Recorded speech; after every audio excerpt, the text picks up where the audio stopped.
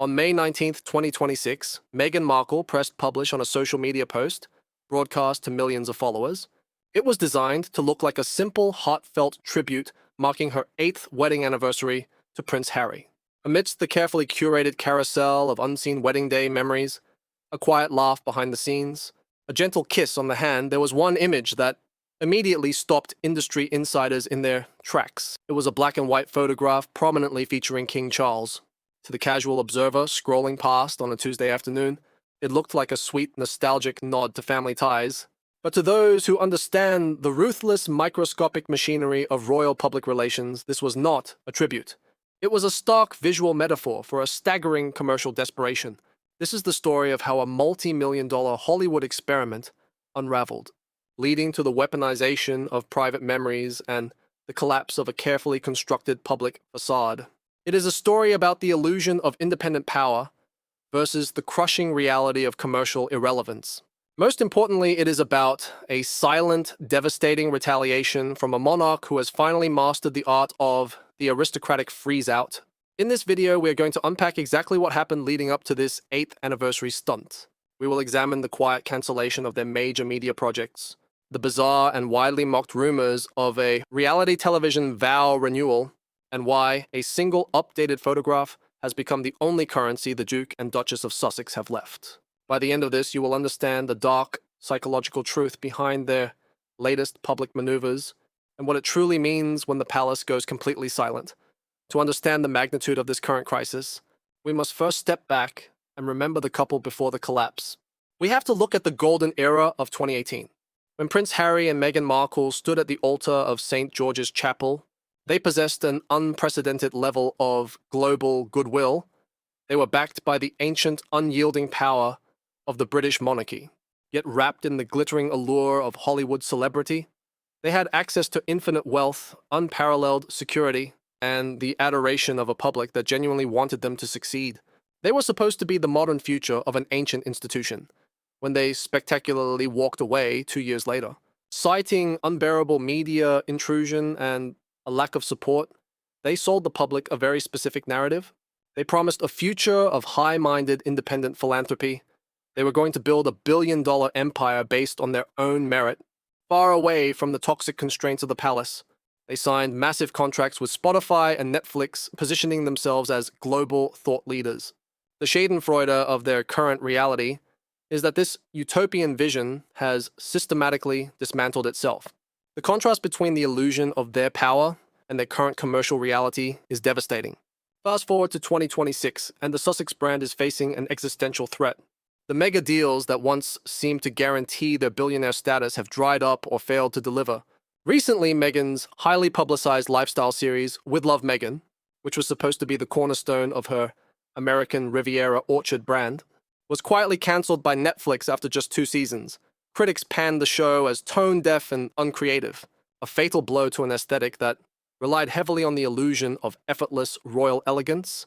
The desperation of the anniversary post becomes even more glaring when viewed against the backdrop of their current domestic reality. In the months leading up to May 2026, credible reports from within their Montecito inner circle began painting a picture of a couple living increasingly separate lives. The united front that once defined their public brand has quietly fractured.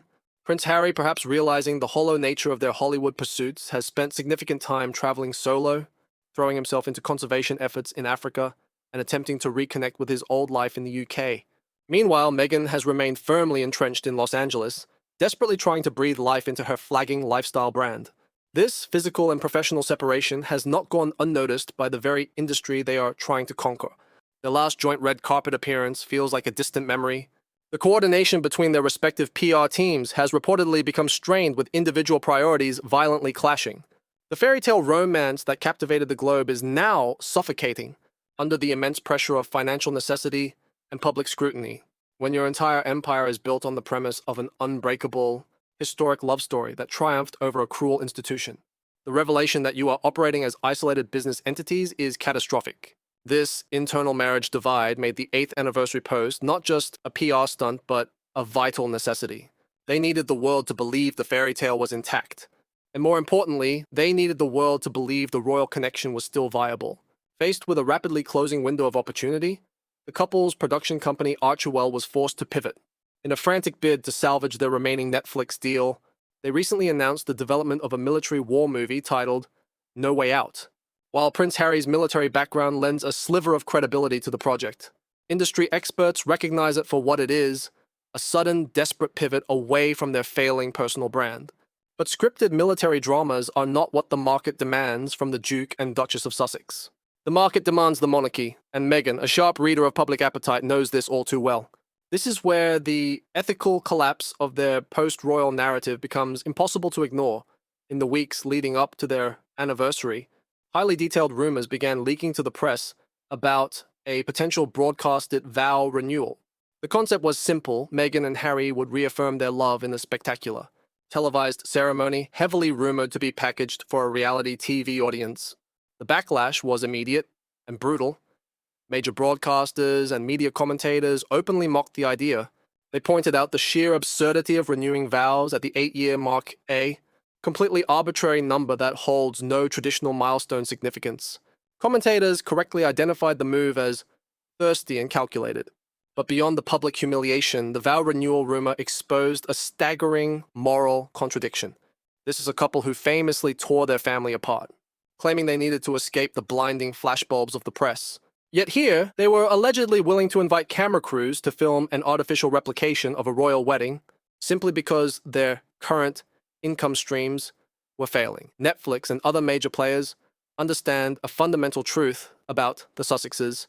Their only unique selling proposition is their proximity to the British crown. A vow renewal in California populated by whatever B-list celebrities are willing to attend holds no real value.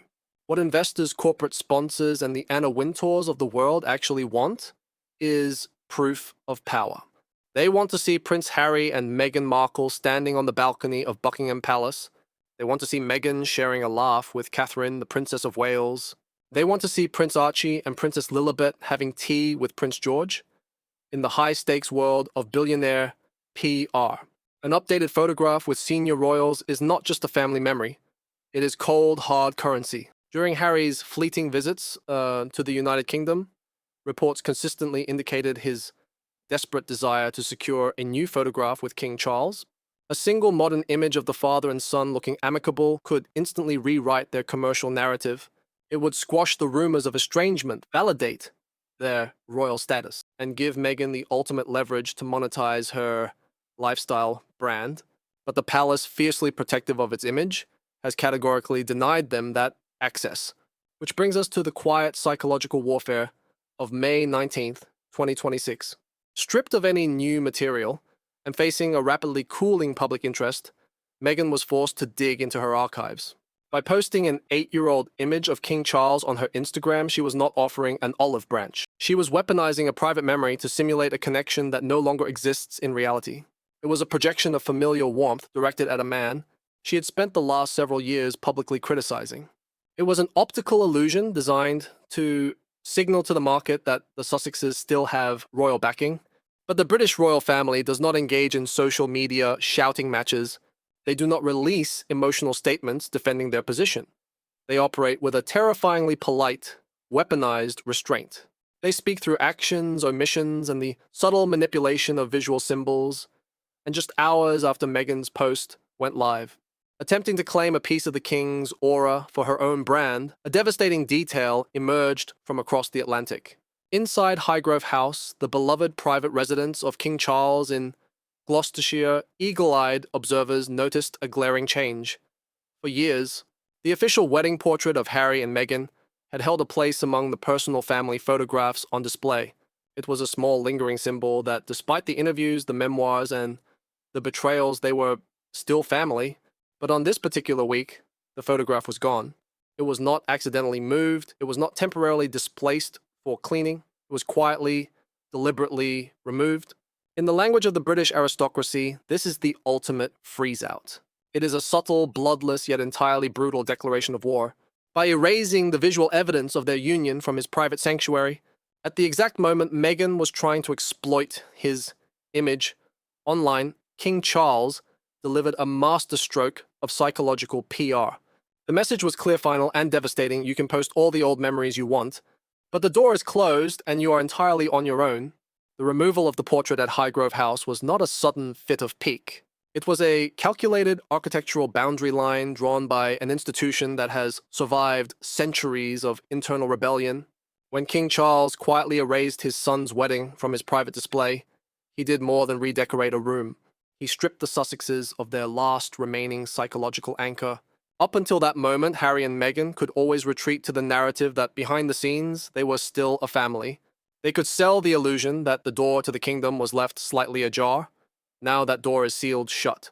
In the rarefied air of their Montecito estate, the fallout from this silent retaliation must have been deeply destabilizing. We have to consider the psychological reality of their isolation. For years, Prince Harry has reportedly leaned heavily on a shifting rotation of therapists, life coaches and Hollywood crisis managers to navigate his post-royal existence. But PR teams and wellness gurus cannot replace the bedrock of a family. No matter how fractured that family may have been, the permanent rift with his brother Prince William has solidified into an impenetrable wall of ice.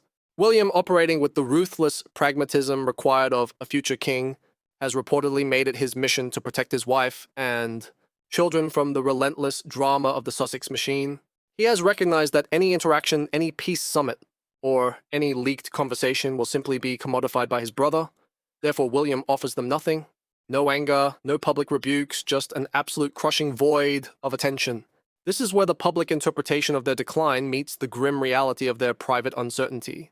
To the outside world, the Sussexes are simply experiencing a rough patch in their business ventures. A cancelled Netflix show here, a mocked lifestyle brand there. But privately, this represents an existential crisis.